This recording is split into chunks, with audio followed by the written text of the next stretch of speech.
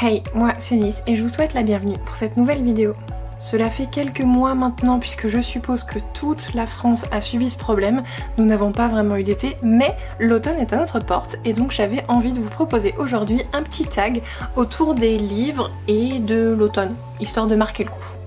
Alors tout d'abord je tiens à m'excuser, normalement cette semaine j'aurais dû sortir un Stay Focused, seulement le début du mois de septembre a été vraiment une période très chargée pour moi, donc j'ai pas eu le temps de faire de l'écriture par rapport à cette nouvelle vidéo, par rapport à ce format Stay Focused qui me prend vraiment beaucoup de temps par rapport aux autres vidéos, donc je me suis dit qu'un tag pour compenser, ça pouvait être pas mal, ça pouvait jouer. Je pense qu'il n'y aura pas non plus de Stay Focused au mois d'octobre puisque j'ai préparé une petite série de vidéos qui a vite fait un lien avec le thème principal du mois d'octobre.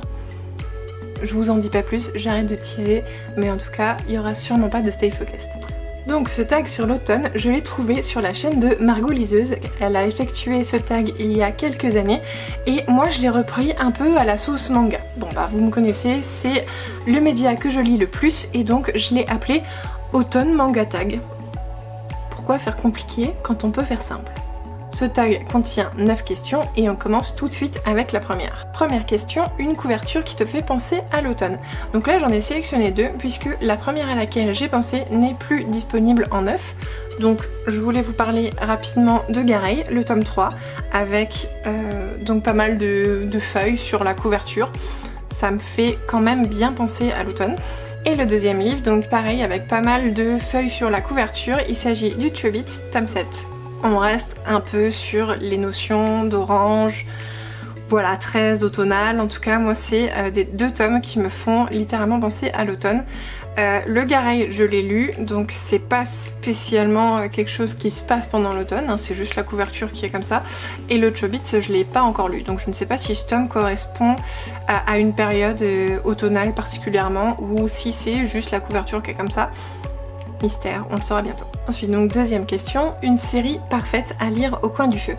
Et bien pour cette catégorie, j'ai choisi de vous parler de Crossaholic, de Clamp. Oui, je sais, je viens de parler de Clamp juste avant avec Chobits.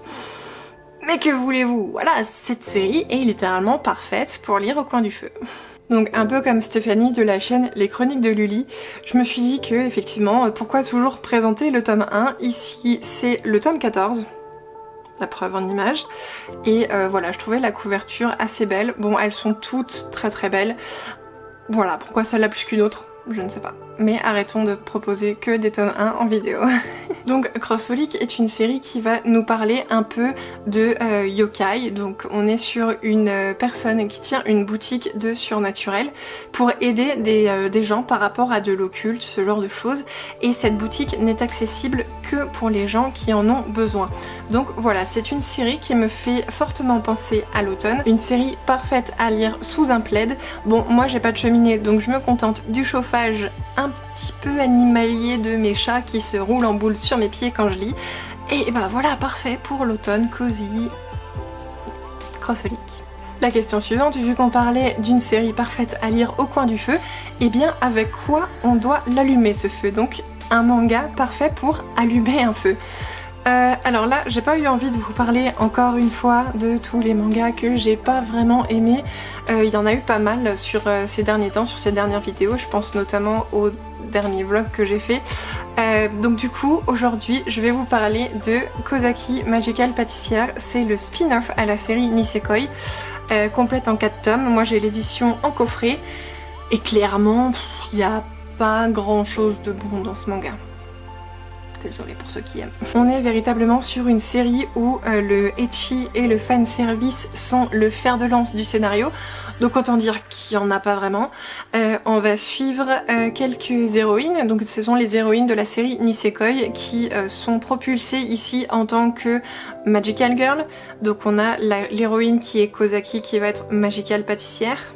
Donc elle se transforme en pâtissière. Voilà, on a une autre héroïne qui se transforme en espèce de guenon. On en a une troisième qui va devenir une fliquette. Donc elles ont toutes les trois un univers vraiment à part. Par contre, chacune des scènes va servir principalement à nous montrer des petites culottes, à nous montrer des boobs. Il n'y a pas vraiment d'intérêt à lire cette série. C'est un spin-off clairement dispensable. Je l'ai pris alors que je n'ai pas la série de base.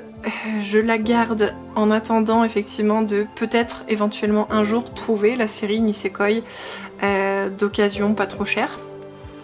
Et puis si ça me plaît, je garderai sans doute le spin-off. Si ça me plaît pas, je revendrai très certainement les deux ensemble. Ou plutôt si ça me plaît pas, du coup j'allumerai un feu avec. Et voilà aussi pour vous montrer à quel point on est sur du ecchi. Il y avait 3 cartes postales incluses dans le coffret. Donc je vais vous les montrer une par une. Voilà. J'ai un peu du mal à viser. Donc celle-ci ça va, c'est la plus soft, c'est la première. Ensuite, oui, pourquoi pas. Voilà. Hop, et la troisième. Ça vous donne à peu près le niveau de ecchi dans la série. Ensuite, donc quatrième question, un livre avec la couverture brune en couleur principale ou avec des feuilles. Bon, ça ressemble un peu à la première question et vous verrez qu'il y en a une autre qui ressemble encore plus juste après. Enfin, dans la suite, pas juste après, mais bref.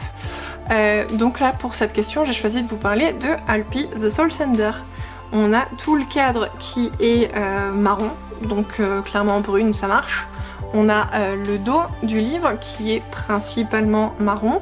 On a aussi la quatrième de couverture qui est toujours encadrée de brun. Donc pour moi ça marche. Voilà. Ici donc je vous montre le tome 3, mais ils sont absolument tous encadrés de marron. Si je vous montre,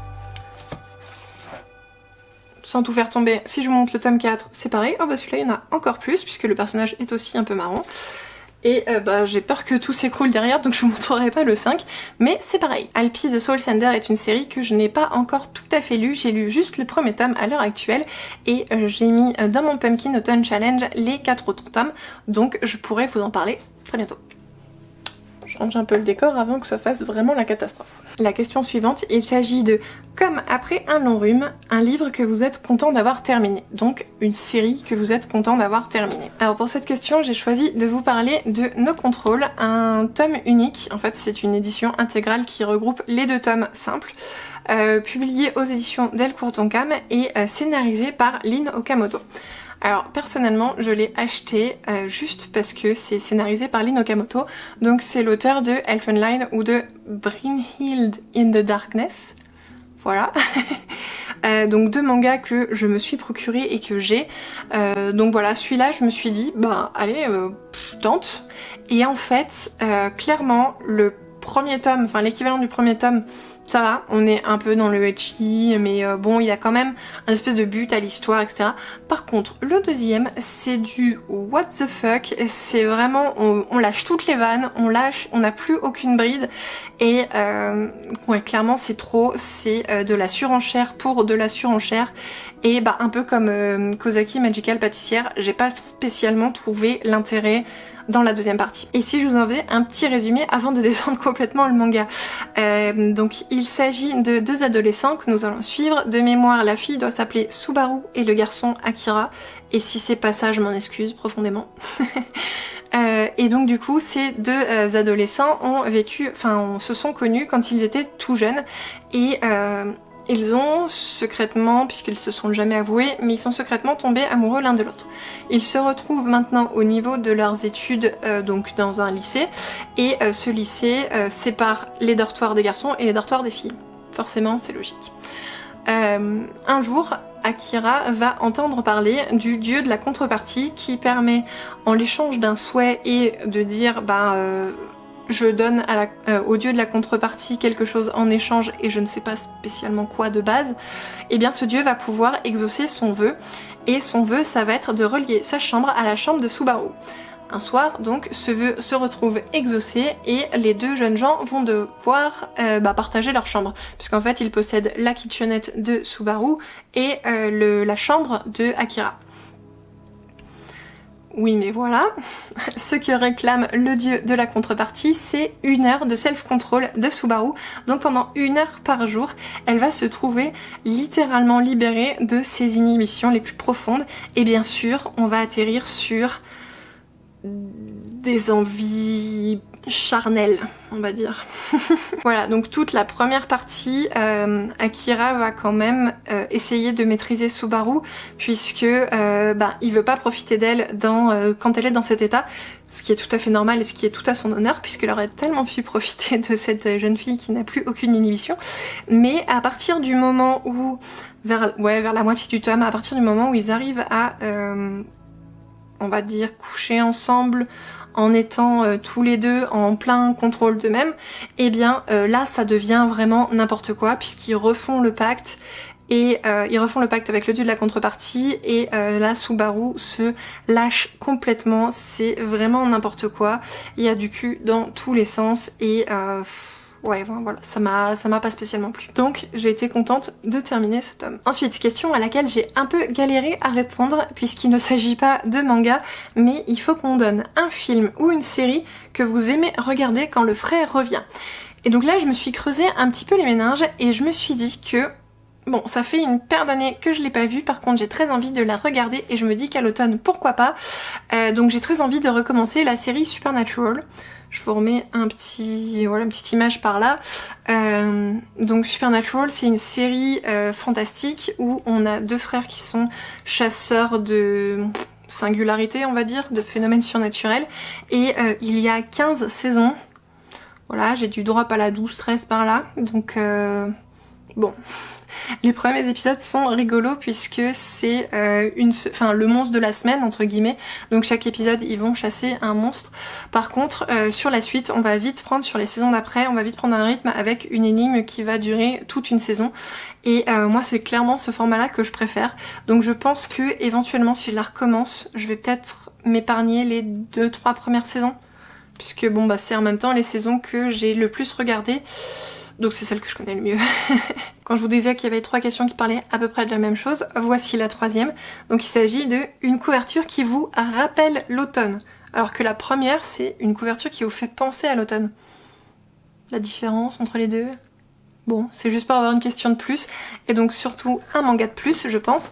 J'ai choisi cette fois-ci de vous parler de Kennen, donc le tome 3 qui, pareil, a des feuilles, des couleurs automnales, etc., etc. Donc Kennen, il me semble que je vous ai fait un résumé dans mon tag précédent, donc mon tag saisonnier précédent.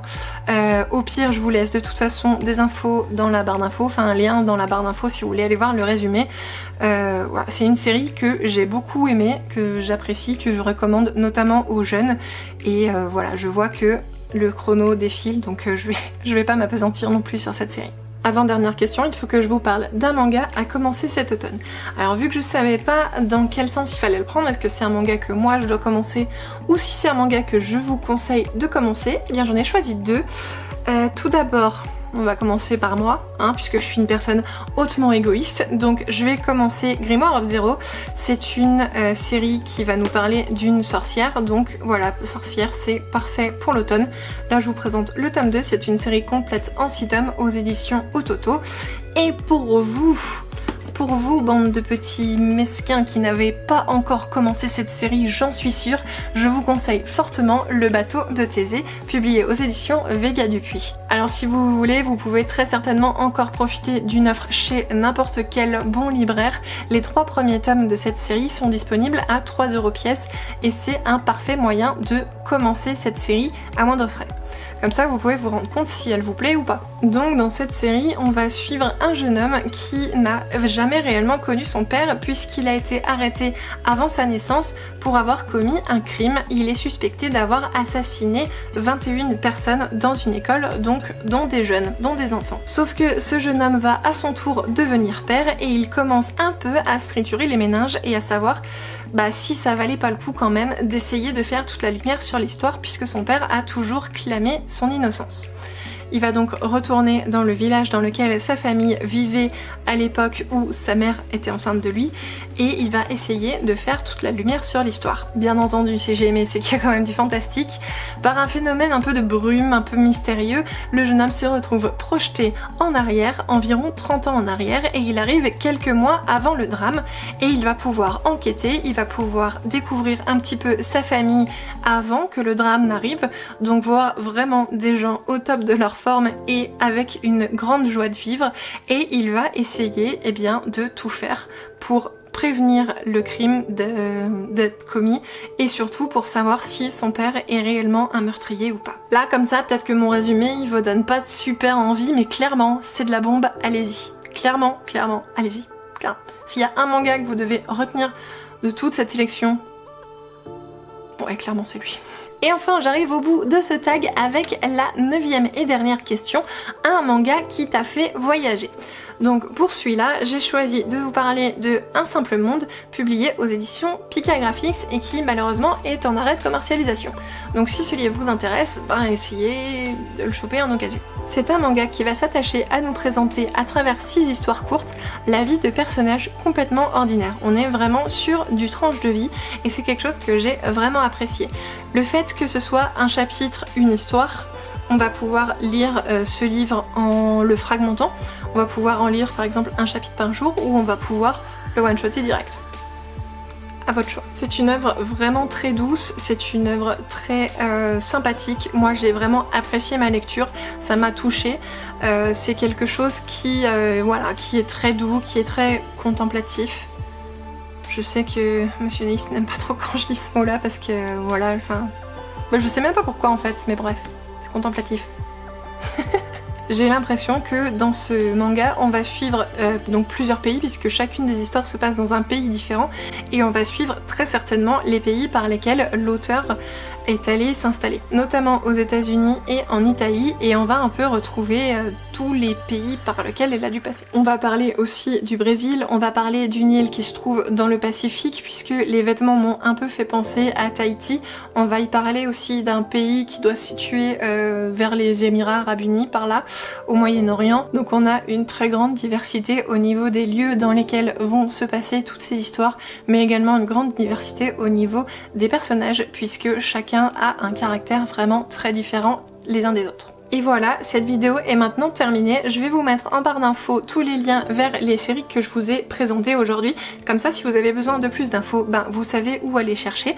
N'hésitez pas à me dire en commentaire si vous auriez fait la même sélection que moi. N'hésitez pas si ça vous tente à reprendre ce tag. Pour tous ceux qui ont une chaîne, ça peut être l'occasion d'accueillir l'automne avec ce magnifique tag. Magnifique, j'en fais pas un peu trop moi.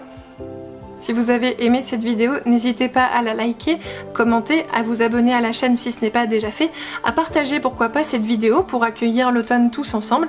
Et puis on se dit à tout bientôt dans une prochaine vidéo.